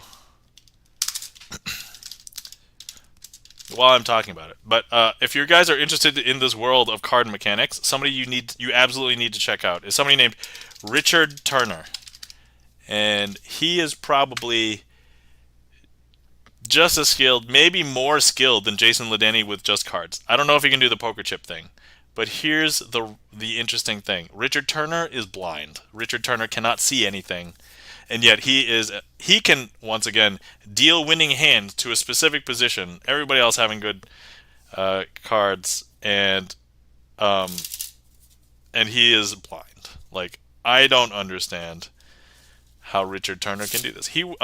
So I watched his autobiography, not his auto. I watched his biography documentary on I forgot what service. Was it on Netflix? It might have been not on Netflix, but yeah. Richard Turner is amazing. He wasn't always blind, but he became blind like in his I forgot his late teens, early 20s or something like that. But he kept with handling playing cards, and he's just stupidly good. Not only that, Richard Turner does do card quality tests with different cards from different card companies, like USPCC, which is a United States playing card company, the people who make bicycles. And honestly, if you aren't aware of that, if you look on the bottom of like any bicycle deck, you'll see USPCC. So like here, for example, I have a bicycle deck box. Oh, I don't know if you're gonna be able to read that. Hold on. Okay, yeah, right here. Well, if it'll focus. Focus! Alright, well, just trust me. It says United States Playing Card Company up there, and we refer to them as USPCC. So, yeah, insane. Anyway, welcome in, Huma. Welcome in, Sumiwaya. I'll call you Sumi. How are you guys doing today? We were just talking about a bunch of stuff, and then actually, yes. So, sad news. We have lost somebody in the magic community. Not somebody I know personally, but like just a famous magician named Darwin Ortiz. And yes, Chan was just sharing with us, but actually, Chan, I think I shared in the magician Discord in Jack's magician Discord. So I think I shared that. But yes, I do know. But so actually, one of the tricks that I learned, this is actually a Darwin Ortiz original trick. Chan originally saw it on Instagram. Okay, yeah, gotcha. So, but I learned it by reverse engineering Jason Ladani's performance of it, which is the other guy we were talking about just now. So let me do this trick, and then we'll go from there. Huma, is Baby going to TwitchCon? If not, who is watching Baby? So Huma, no, the Baby is not going to TwitchCon. I will just be going to TwitchCon alone, and Mom will be watching the Baby. So Mom took the Thursday off to watch the Baby, and then Friday, I mean, toddler. I mean, she's like 2, so she'll be going to daycare still, and Mom's still going to work. And then Saturday and Sunday are the weekend, so Mom's taking care. And then I will be back on Monday after a red eye. So, but yes, no, Baby is not going to TwitchCon. Baby is not ready for Vegas, TwitchCon, and Plains. I mean, I wouldn't want to subject her to it. So, long story short. Man, now I just realized the pressure is on, because if I mess up this trick, that means I let Darwin Ortiz down, and he just passed away. So he just passed away, what was it, 3 days ago? 2 days ago? 2 or 3 days ago. I don't remember exactly.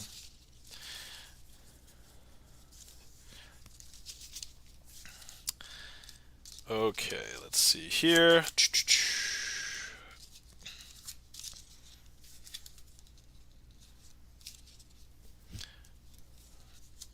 Okay. So, this is Hitchcock Aces. First things first, we need all of the aces. Let me introduce you to them.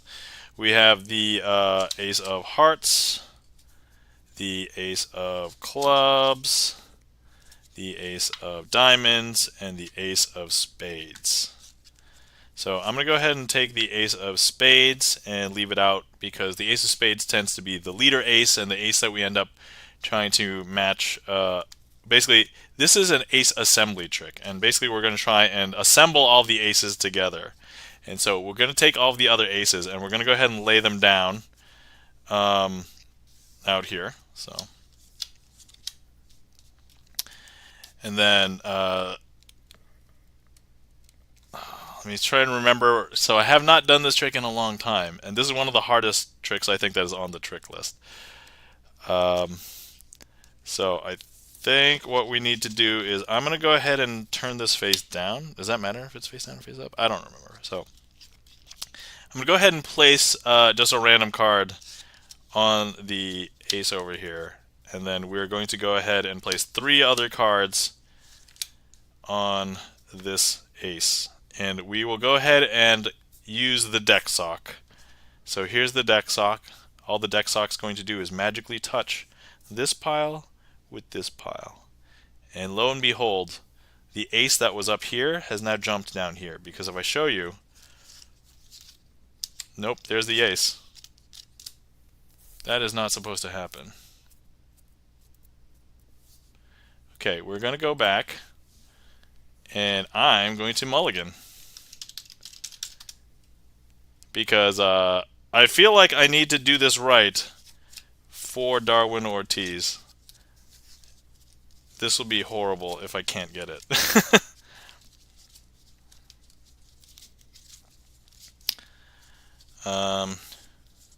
Okay, let's try that again. I'm sorry, guys. This is happening. Okay. All right, let's start it off this. Yeah, so many mulligans. I know. Today, I added at least 3 or 4 to that count today. So. That's all right. Magicians are people too. Once we get robots that are magicians, they won't make mistakes. You're doing awesome though. Thank you so much, Shan. Mark writes, instead of the deck sock, I should call on Darwin's spirit. I mean, I don't want to invoke Darwin's spirit, especially when I potentially messed up. So, all right, first things first. Oh yeah. Let me show you. We have the four aces, so let me introduce you to them. We have the ace of hearts. We have the ace of clubs. We have the ace of diamonds, and we have the actually ace of diamonds and the ace of spades. I'm going to place the ace of spades down here, and then we're going to go ahead and place the other three aces over here. So there we have it.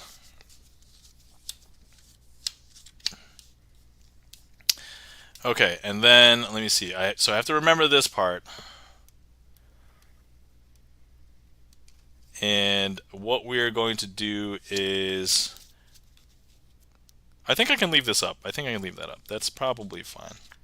So if I place any old card over here, and now I'm going to place 3 cards on this pile, and now we call the deck sock. The deck sock is now going to do magical gesture to say, hey, move that ace from this pile to this pile. That's the hope anyway. And now if I show you all of the cards in this pile, none of these are aces, because that ace has hopped down here.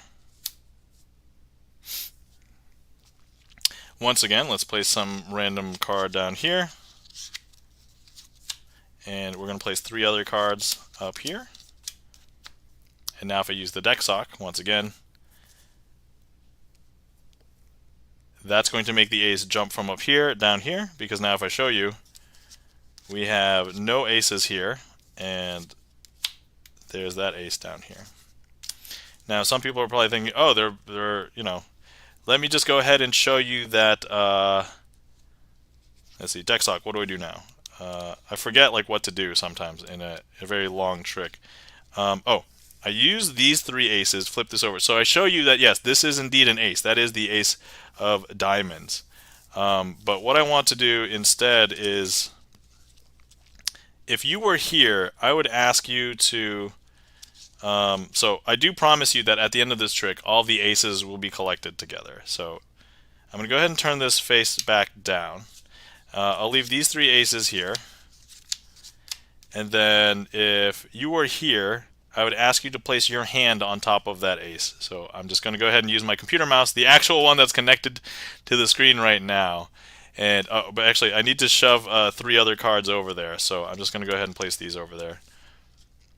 And you can count them if you want. And then we're going to go ahead and place some random card, this one over here.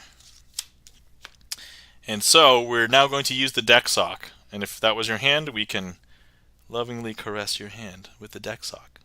You too would love your hand to be caressed by such a soft, delicate deck sock. And then touch this pile, because if you didn't know, all of the aces are together. And if you saw them down here, you'd be surprised, because they're not down here. They're actually underneath your hand. So if you were to now remove your hand and flip over, all of these cards, all 4 aces, would be here. And you're probably wondering, well, wait, what are these? Well, all the best cards are there, but what are the next best cards? It's usually the kings, right? Here are the 4 kings. And that, my friends, is Hitchcock aces. And I would call that a satisfactory performance. So, Mark Rise is guessing, the 2s or the queens down there? Oh, it was kings! Yep, it was kings. Yeah, so I'm going to let you know that I dread doing this trick, but I am fine with keeping it on the trick list because I need to practice it. Because if I don't, I will mess it up when I am encountered with it, and if I don't do it. So, but yeah, this is probably technically one of the most difficult tricks in the trick list. Let me see. Thank you so much for the claps. Chan the Magic Man, Sumi, Gibson lens. And yeah, so rest in peace, Darwin Ortiz. I believe he was in his mid 70s, and so yeah, it was kind of sad. And he's done like a lot for Magic, and he's taught some of the greats, i.e., Jason Ladany, as we discussed earlier. You need 4 jokers for that trick, and be like, no, it's the unbothered hand, and 4 aces. Yeah. So yeah, but he developed that trick, Hitchcock aces, and it is hard. Let me see. Okay, let me see how many sleights I used there. So there was in that entire trick. If I use a sleight twice, I will count it multiple times. So let's see. There was 1, 2, 3, 4, 5, 6, 7, 8. I think there's 9 sleights in that trick. I was like, oh man. Like there's some other tricks that I do like that are that long or have the same plot where you're trying to assemble aces and you're only doing like 3 sleights. It's like this one is like intense. Like it's kind of crazy.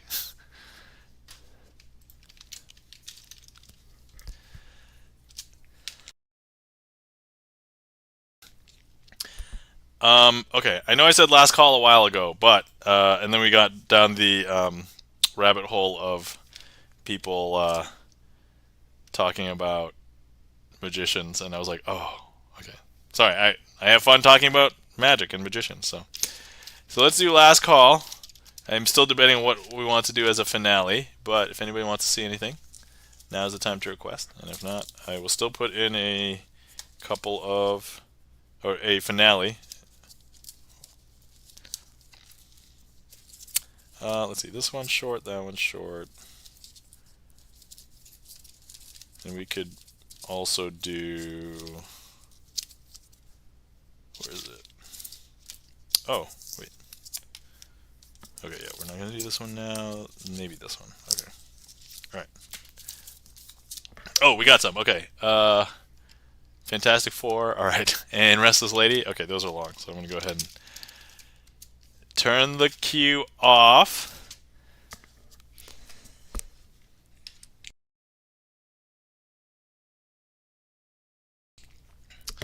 Okay, let's do Restless Lady first. And then Fantastic Four. Okay, let's see here.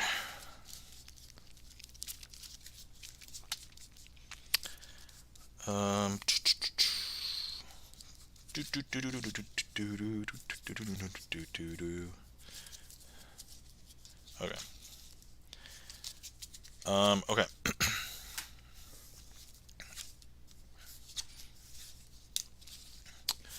9, 8, 7, 6. Bless you, Dusty. So I've been coughing in the last week and a half or so because I think I was sick, but not sure if I'm still sick, but trying to get better. So thank you, Huma. I was about to say Huma. I don't like I was going to say human, like Ferengi or something. Anyway. Okay, so we have a 6 of hearts, 7 of hearts, 8 of hearts, 9 of hearts, and a Queen of Spades. The Queen of Spades will represent our Restless Lady. So, with the Queen of Spades, we're going to leave her over here, and she wants to always get in with all of these 6, 7, 8, 9 of hearts, because that's where all the fun is. But all we have to do is give her a chance to interact with some of the hearts, and she will hop up here with the hearts. I know, super weird, right? Now, here's the thing. If we go ahead and try and remove her again a second time, like this, all we have to do is give her a chance to interact with these heart throbs over here, heart robs. And, the Queen of Spades should be able to jump up here So like if you couldn't tell, there once again, Queen of Spades has hopped up here. But if we try and remove her, so you'll see that we have just 2 of the hearts. But look, all we have to do is have it touch, and that'll give the Queen of Spades the avenue to jump up here. I know, strange, right? That's okay. Look, if we have just 1 of the hearts, and that's the one that the Queen of Spades wants to connect with, she'll find a way to jump up to the top and get their attention. Now, over the next few days, you may end up seeing the Queen of Spades in each one of their premises, houses, offices, wherever you end up seeing. So you'll see the Queen of Spades there, you'll see the Queen of Spades there, you'll see the Queen of Spades there, see the Queen of Spades there, you see the Queen of Spades there. I know, it's super weird. You just see her everywhere. But if we go ahead and just leave the Queen of Spades off to the side because, you know, now she's on hiatus for a couple days. Not streaming anymore for a few days or something. Who knows? All of the hearts will get together and they end up talking with each other and they're saying, hey, you know, the Queen of Spades wasn't that bad. Maybe we should let her in and she can hang out, and, you know, started doing great things. And as it turns out, once you hang out somewhere with enough people for long enough, you can become part of their communities, and she's no longer just the Queen of Spades to them. She becomes part of their community by becoming Queen of Hearts. And that, my friends, is the Restless Lady.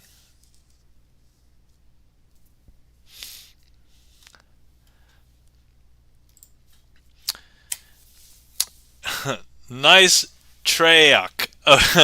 Welcome in, Monzon Electric. How's it going? You changed your name, right? You were Monzon Official before, but now you're Monzon Electric. Monzon Electric.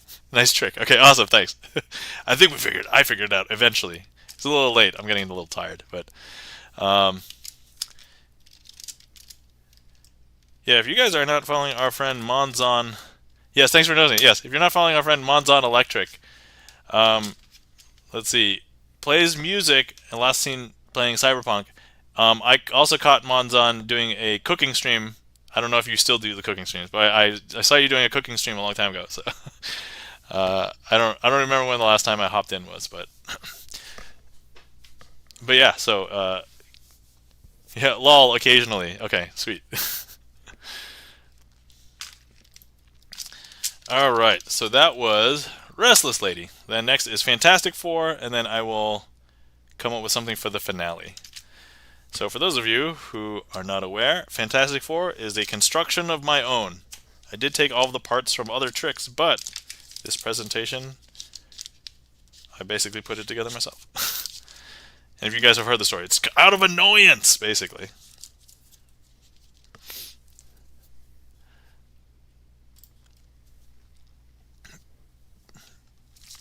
Charlie's Beats, thank you so much for the request. Hopefully you enjoyed that.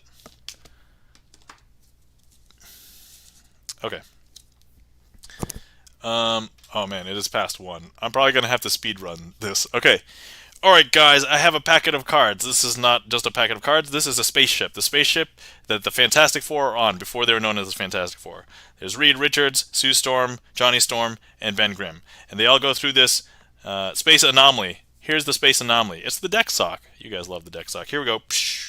Now they all have powers. Now if we go ahead and take a look, one of the characters with powers is the Two of Clubs. The Two of Clubs is going to represent Mr. Fantastic, aka Reed Richards. And so if we go ahead and just show you and just try and exemplify how the Two of Clubs can stretch and move, I can pull on both ends of the Two of Clubs, and that's the special power that Mr. Fantastic has received after this space anomaly. And so look, if I just show you, I just keep on stretching and stretching, and this is Mr. Fantastic's power, so he can stretch. But look, he can hold the shape just for a little bit, but not for too long. And then he's got to pop back in. So that, my friends, is Reed Richards, aka Mr. Fantastic. Okay. Next we have Sue Storm, represented by the Queen of Hearts. Sue Storm is the Invisible Woman. And here's the thing. The Invisible Woman will use her powers whenever she sees fit to become invisible. But she won't do it until she is good and ready. And so, when is she good and ready? I mean, she won't be good and ready when I tell her, because she's very stubborn. So she will become invisible when she wants to. If I show you, she has now become invisible. Yeah. And here's the thing. If I want to bring her back, I can't, because if I show you, she just doesn't want to come back.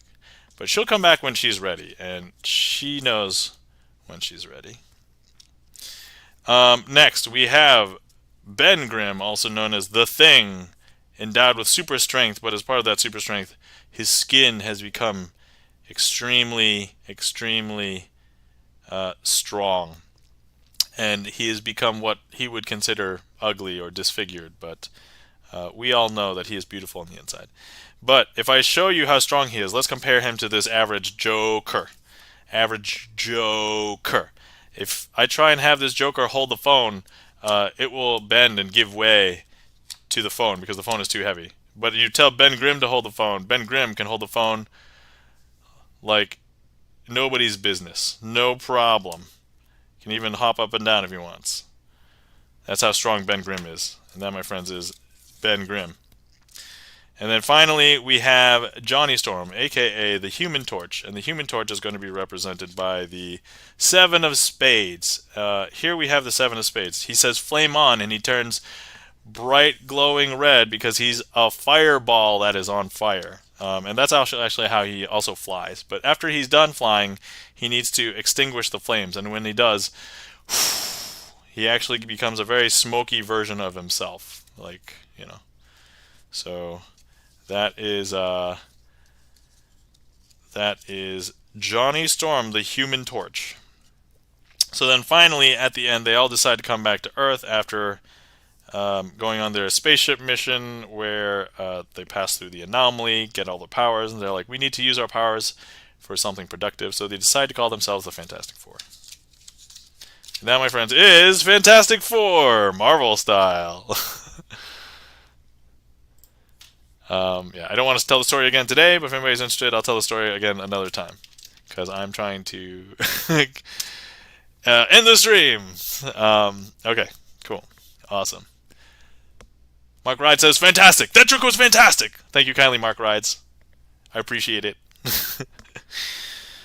Let's see here. Okay, so now let me figure out what I want to do for the finale. Let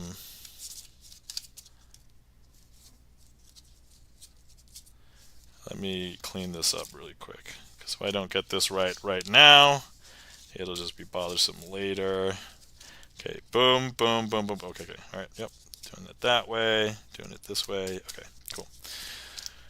All right. Thank you kindly for the applause, Gibson Lens.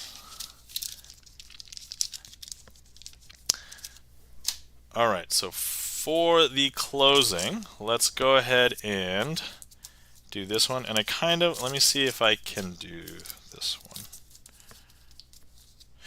Yes. Let me do this one.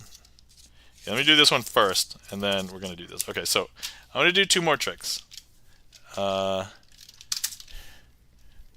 This is tension, and we'll close with dazed. Okay. All right. Wait. Did Songlist? Oh, is it because I tried to go too fast? Is that it? Yes. I typed too fast for for my trick list. Okay. First things first, we have 4 cards here. 1, 2, 3, 4. If we take a look at them, they're all 4 aces. Which ace is the most narcissistic and wants to be the center of attention? I'm going to tell you it's the Ace of Spades. So because it's the Ace of Spades, when it knows that there's a trick happening, it wants to be on camera. It wants to see the trick happening. So here, let me go ahead and I'm going to go ahead and take the Ace of Spades and leave it out. I'm going to go ahead and place it face down into the packet. But the ace of spades is going to find a way to turn itself face up, because if I show you, if I count through these cards, you'll see that the ace of spades is face up. But what if I go ahead and I force the ace of spades once again to be face down, and I place it into the packet? It's going to know that the trick is happening and wants to be face up. I know, super weird, right? That should not happen. Here's the strangest thing. If I go ahead and forcibly try and remove the ace of spades from the camera, I'm going to place it up here just so you could see it the entire time. That ace of spades is going to find a way to come back down.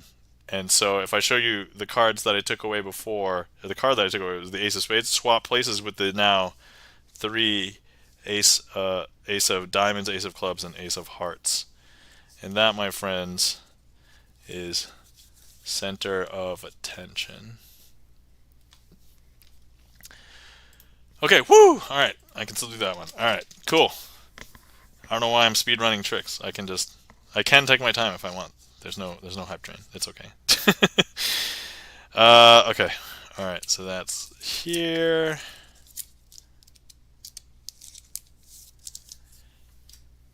And then dazed. Okay, so this is a good time. Alright, everybody. Thank you so much for coming to hang out. Thank you so much for everybody who came in to watch magic, to interact, to hang out, to be amazed. So let's see. First things first, thanks to everybody who interacted with the stream. If you requested a trick, if you chatted in chat, if you clicked on the heat map, if you gave me a suit, any of those things, thank you so much. Without you guys, this wouldn't be as fun. Thank you so much to everybody who's lurking out there. I know that there are people lurking out there because... thank you so much for the applause, Monzon Electric. Greatly appreciate it. Because if I'm just fiddling with cards here by myself, there's no magic happening. I know how I do all the tricks.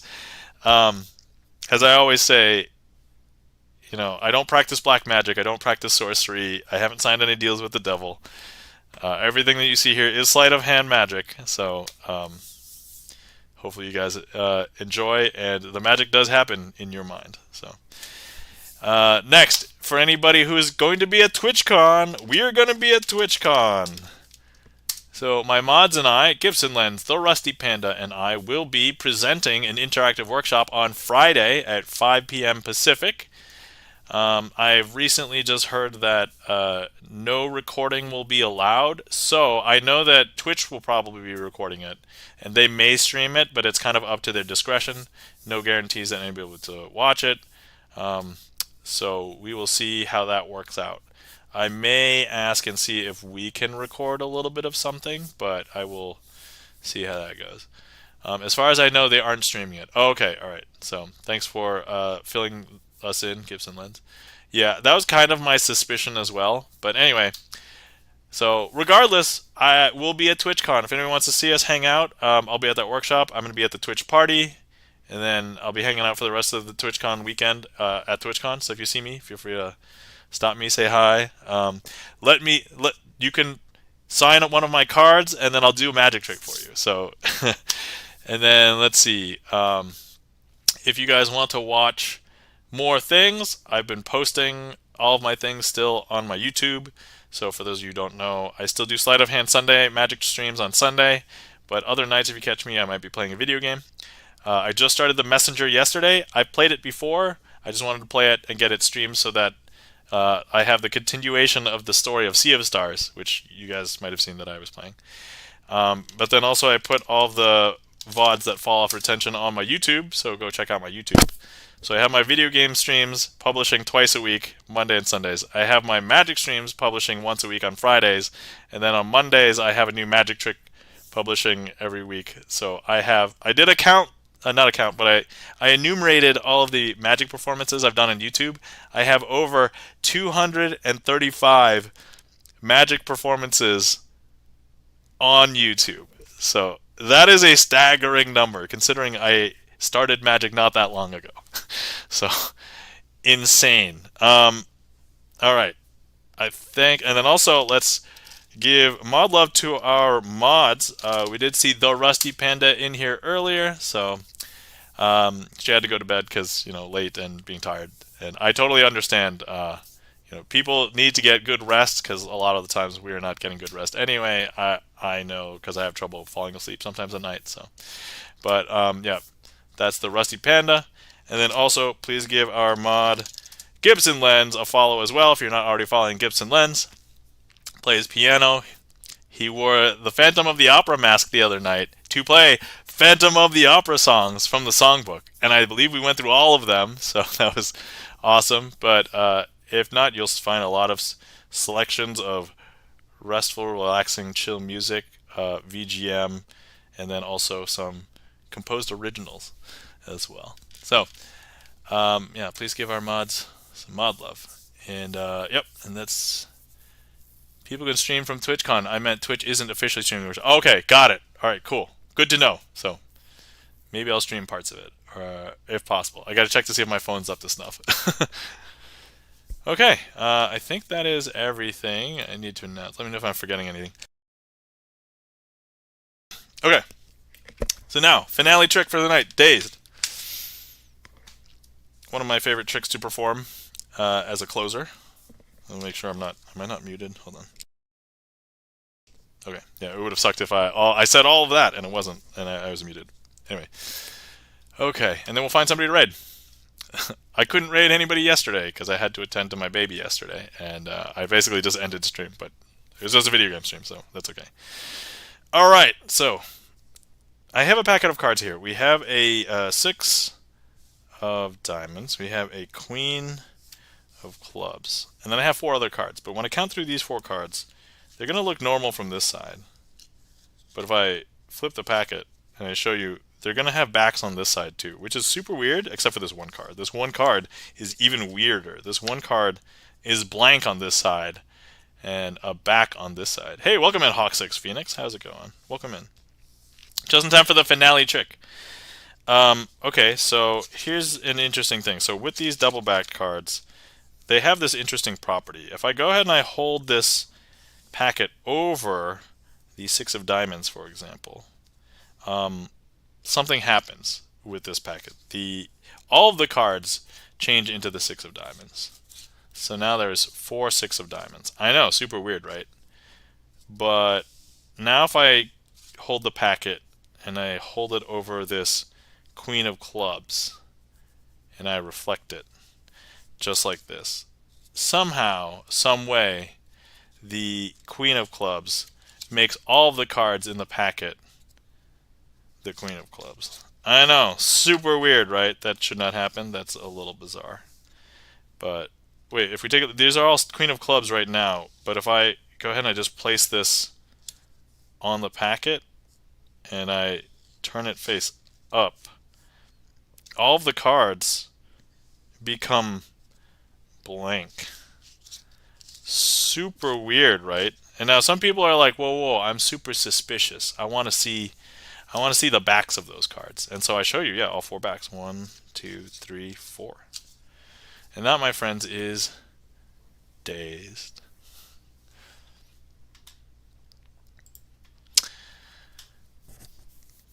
Oh yeah, once again, I forgot to thank everybody who supported. So thank you kindly to Gibson Lens, who subbed yesterday. Charlie's Beats subbed earlier today, and Chris M.E. also resubbed earlier today. So thank you for all the resubs, everybody.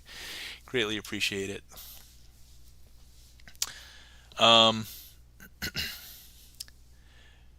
Welcome, HSP. I remember you didn't raid a musician you mod for a few weeks ago. Oh, Hawk6 Phoenix. Oh yeah, Hawk6 Phoenix mods for 7th Century, and we mod, and that's where we raided a few weeks ago. So yes, that is correct. Thank you kindly for the claps, Gibson Lens. Greatly appreciate it. Hopefully everybody enjoyed. Thank you so much. Let's go find somebody to raid. And for anybody who's going to TwitchCon, I will see you at TwitchCon. I will not be having my usual Sunday Sleight of Hand Magic stream next week. If I can figure it out, perhaps we'll have some impromptu streams from TwitchCon, but No guarantees otherwise. Let's see. Where shall we go tonight?